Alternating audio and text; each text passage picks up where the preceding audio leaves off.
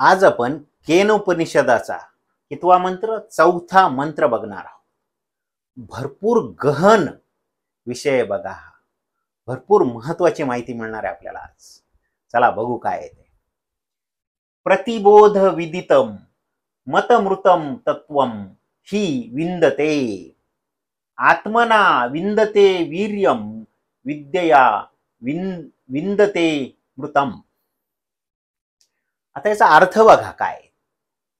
प्रतिबोधद्वारा, बोध म्हणजे काय, कुठली गोष्ट जाणून घेणे, बोध झाला त्याला, त्या गोष्टी कळली म्हणजे बोध.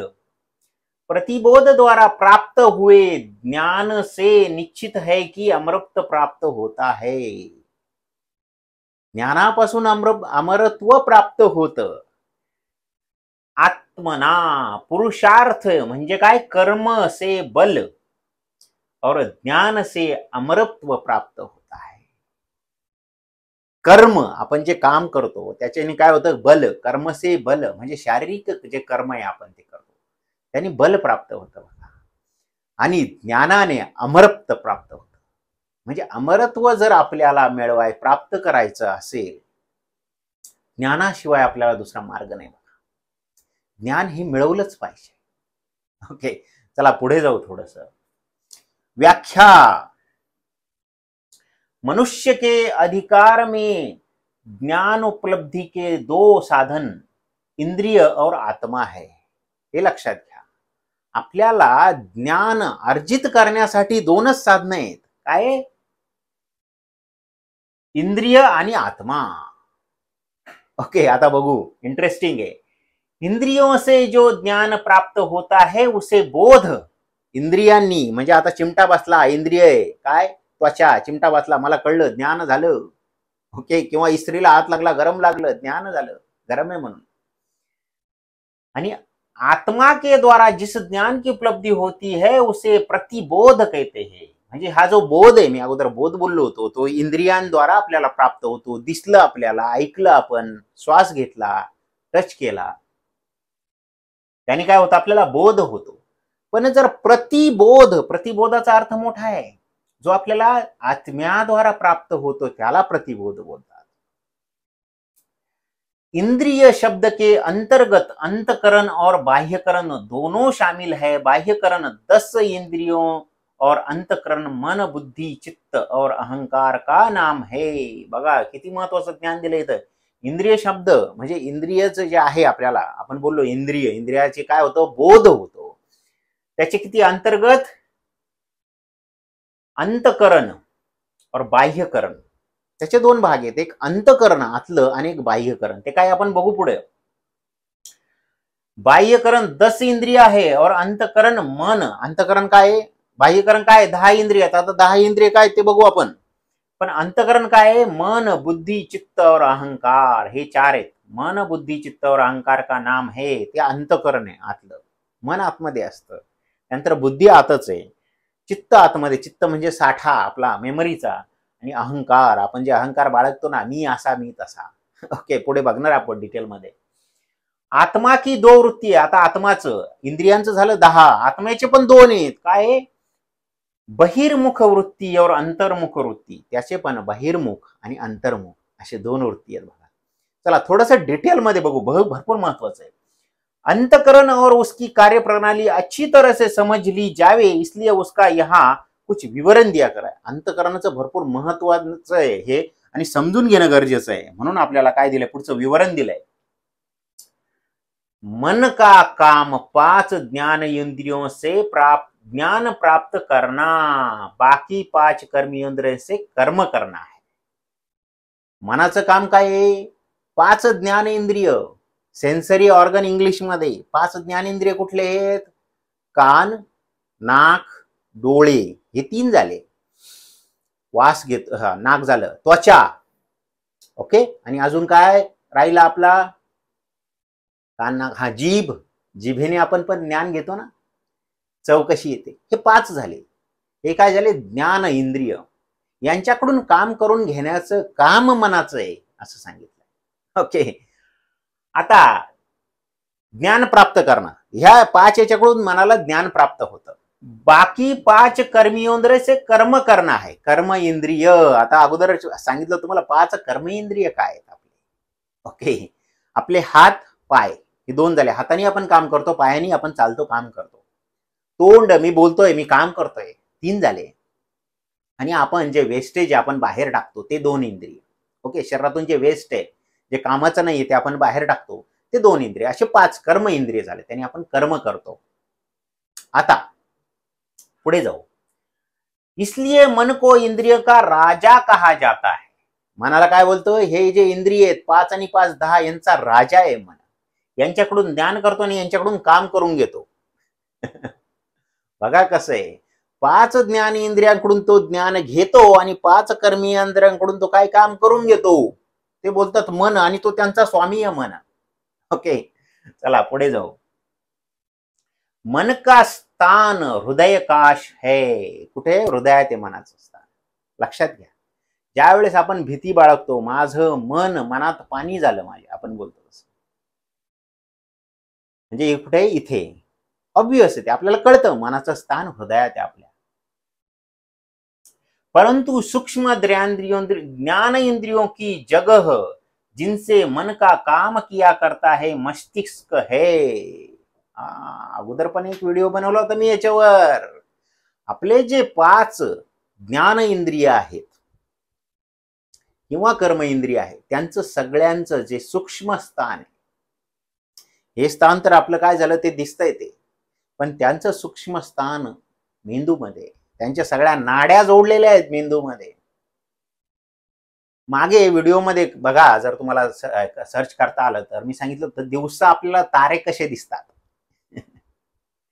त्या व्हिडिओमध्ये मी एकदम डिटेल वर्णन दिलेलं आहे. बघा, आपले हे जे इंद्रिय आहेत ते कुठे कुठे कनेक्टेड आहेत आणि कुठल्या कुठल्या भागात मेंदूमध्ये कनेक्टेड आहेत. साधं उदाहरण देतो. आपले जे डोळे आहेत, ते डोळ्यांचं जे आहे ना, काय ज्ञान करून घेण्याचं जे सूक्ष्म स्थान आहे ते मागे, डोक्याच्या मागे, इथे इथे. आणि त्याच कारणामुळे संदेश जातो आपल्या डोळ्यांकडून इथे, आणि इथे त्या संदेशचे उकल होते आपल्याला. आणि याच कारणामुळे जर डोक्यावर पडला तर डोळ्याला अंधारे येतात, दिवसा तारे दिसतात. कारण इथून निघालेला संदेश इथं तो काय म्हणतात त्याला, डिकोड होत नाही. ओके, संदेश जातो पण काय दिसत नाही, अंधारे येतात डोळ्याला. त्याचं कारणच ते, कारण डोळे इथं सूक्ष्म स्थान मस्तिष्क मध्ये. बघा, हेच सांगितलंय. पुढे त्यांनी सांगितलंय की फ्रेंच जो सायंटिस्ट आहे पॉल यांनी भरपूर हे सांगितलं की डोक्यामध्ये, त्याचं आपण डिटेलमध्ये वर्णन ऑलरेडी बघितलेलं. आपण थोडंसं पुढे जाऊ. त्याच्यासाठी तो व्हिडिओ बघा, मी लिहिलेलं आहे तिथे की आपल्याला दिवसा अंधारे काय येतात, त्याचा जो मेन व्हिडिओ आहे तो बघा. एकदम डिटेलमध्ये तुम्हाला मेंदूची आकृती काढून कुठल्या भागात काय काय जोडलेलं आहे ते मी तुम्हाला सांगितलेलं आहे. ओके, पुढे जाऊ. बुद्धी की 2 तहे अथवा 2 भाग है. बुद्धीचे 2 भाग आहेत बघा, लक्षात घ्या. तार्किक बुद्धी और मेधावी बुद्धी. आता हे काय आहे बघू. तार्किक बुद्धी का काम तर्क है, अर्थात म्हणजे विचार करणं. आपण जर तर्क लावतो ना, अर्थात तर्क से सत्यासत्य का विवेक करना.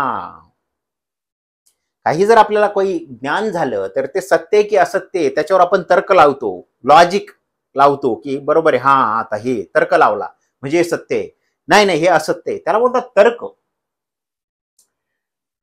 यह है कि तर्क द्वारा निश्चित सत्य पर श्रद्धा. हाँ, आता मेधावी बुद्धि काय बघू. मेधावी बुद्धि का काम यह है कि तर्क द्वारा निश्चित सत्य पर श्रद्धा या विश्वास उत्पन्न कर देना. बुद्धी का स्थान मस्तिष्क आहे. आता मेधावी बुद्धीचं तार्किक बुद्धी आणि मेधावी बुद्धी. मेधावीचं काय आहे, ज्या वेळेस आपण तर्कद्वारा निश्चित केलं की हे सत्य आहे, त्याच्यावर शिक्कामोर्तब. ओके, म्हणजे विश्वास. पण काय बोलतो त्याला, बिलीफ तयार करण्याचं, श्रद्धा, निष्ठा तयार करण्याचं काम कोण करतं, ही जी मेधावी बुद्धी आहे ती करते. मेधावी बुद्धी. बघा, कधी कधी आपण डोळे झाकून विश्वास करतो. बघा कसं करतो माहिती तुम्हाला.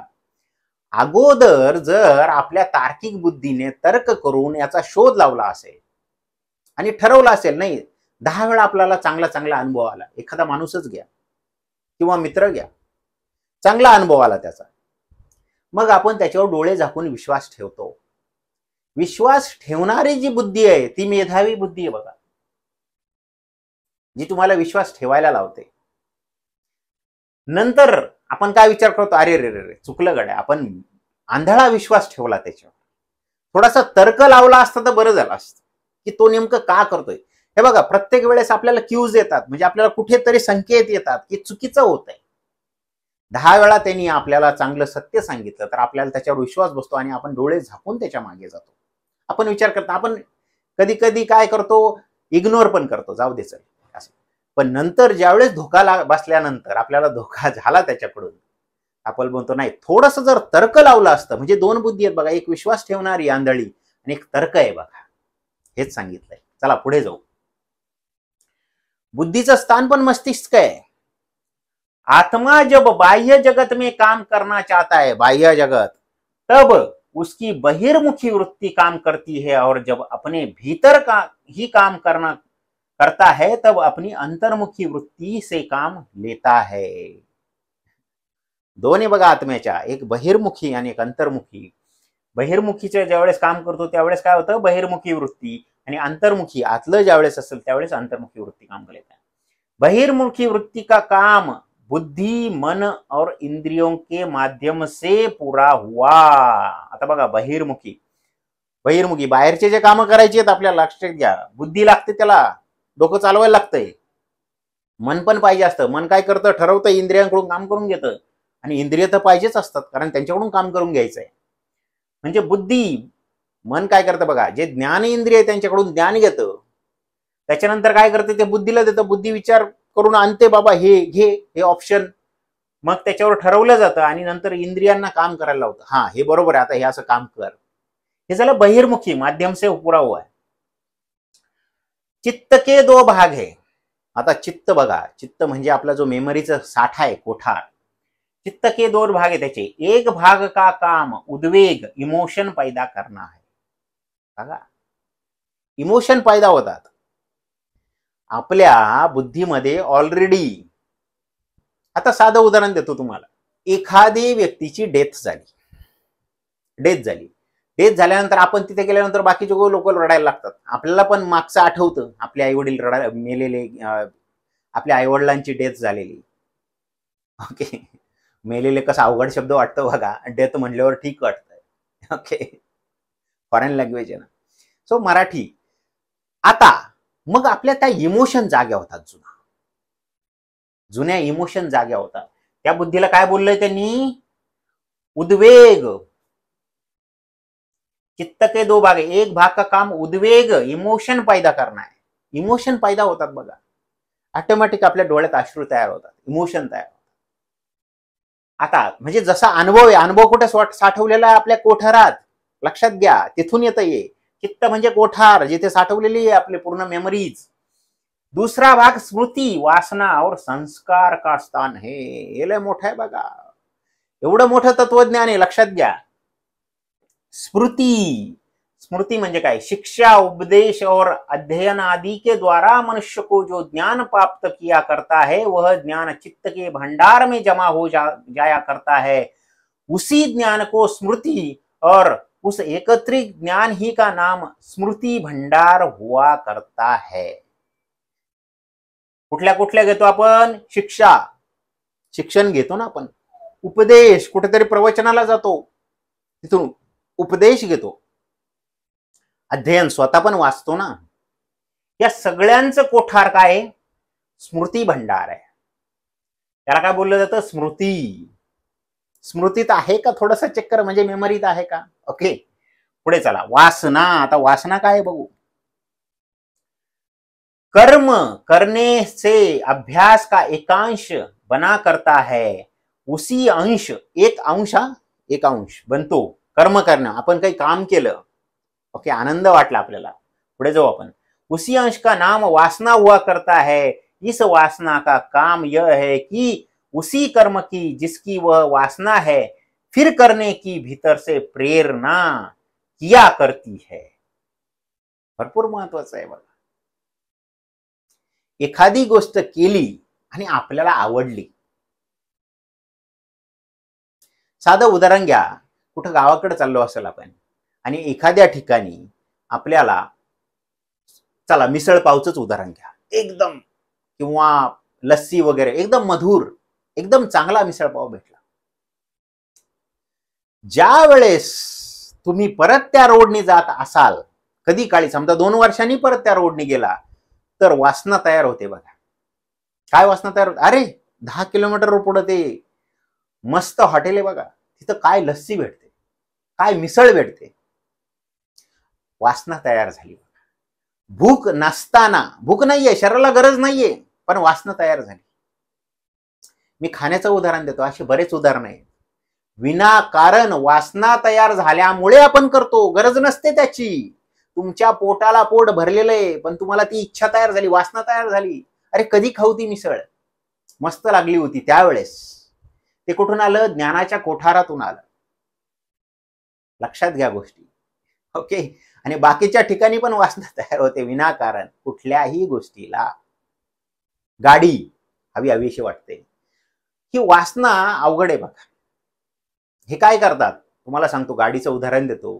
हे जे गाडीवाले ते आपल्याला रोज बंबार्डमेंट करतात ऍडव्हर्टाईजची. अरे हे फीचर्स, ते फीचर्स, एकदम भारी, हे भारी, एकदम. आपल्याला असं वाटतं कधी घेऊ आणि कधी नाही.